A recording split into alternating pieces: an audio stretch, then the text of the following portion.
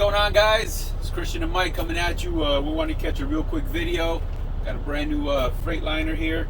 But the major question, how much money do you need in reserves in order to start your own little trucking company? A lot. But let's talk about what's a lot, man. I mean, ideally, if you wanted to come out the gate with $15,000 in reserve, that's a great position to be in. But is it possible for everybody? And to be honest, how many people can really do that? Well, let's cut through. Or did you do that? Here's what I was gonna say. Let's cut through all the BS. Majority of the drivers, we don't have no $15,000 as soon as we buy a truck. Right. I say this is a good number to kind of strive for. I say this is a good number to try to achieve. But man, if you already have all kinds of money, why are you even getting a truck, right? You're actually trying to improve something, you're trying to make your life better, you're trying to make more money. So realistically speaking, I think, you know what, when you buy a truck, if you have, I don't know, $3,000-$4,000, it's all right. You know, it's not going to solve all the problems.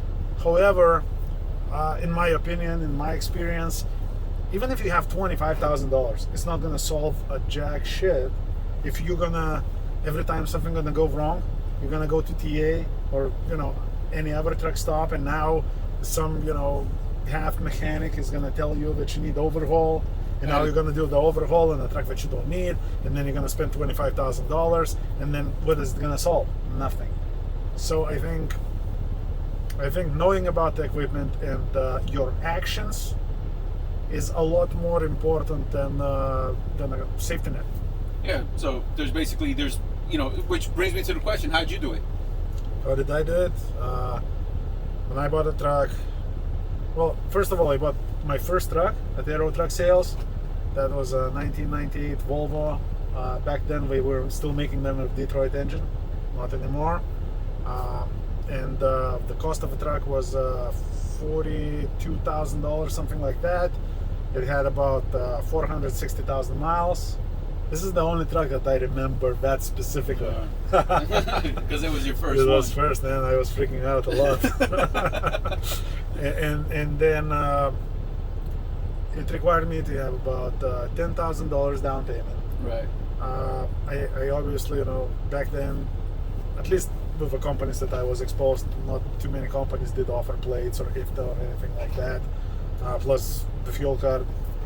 So I pretty much, once I got a truck, I got my plates, I got my IFTA, I got a little bit of money for fuel, and I probably had about $3,000 left.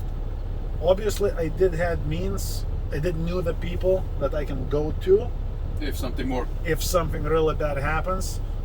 Fortunately enough, I kind of made through this without going and asking them for money. Yeah. So there you go. That's you know, you definitely need the money for your down payment. Nowadays, companies are offering fuel cards. They're offering plate programs.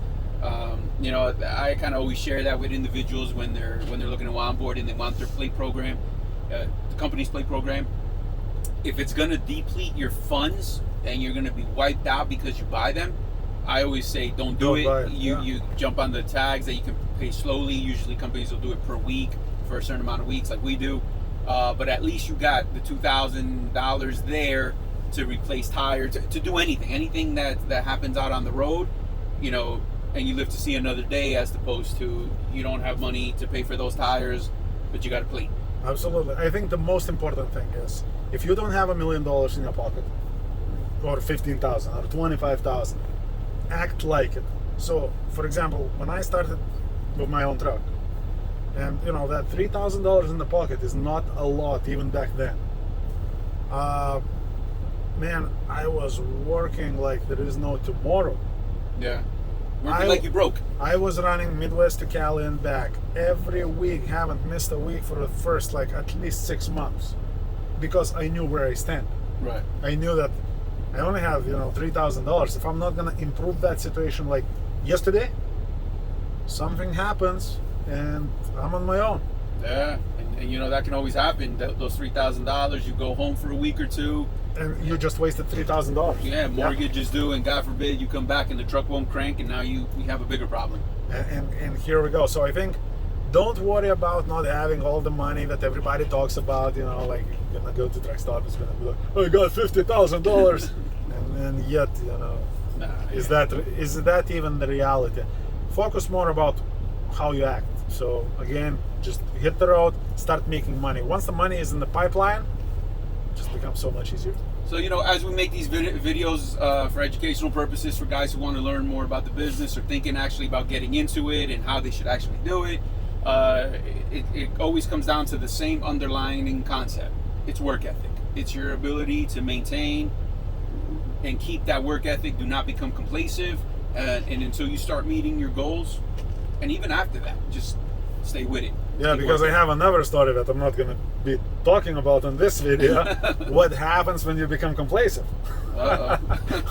What happens when you go from one trip a week from Midwest to Cali to one trip from Midwest to Midwest a month?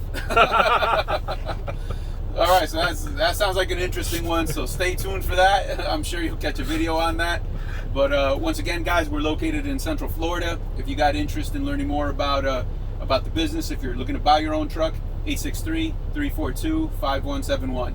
Yeah, by the way, guys, we do not lease or sell trucks. We're just a trucking company, and we share the knowledge.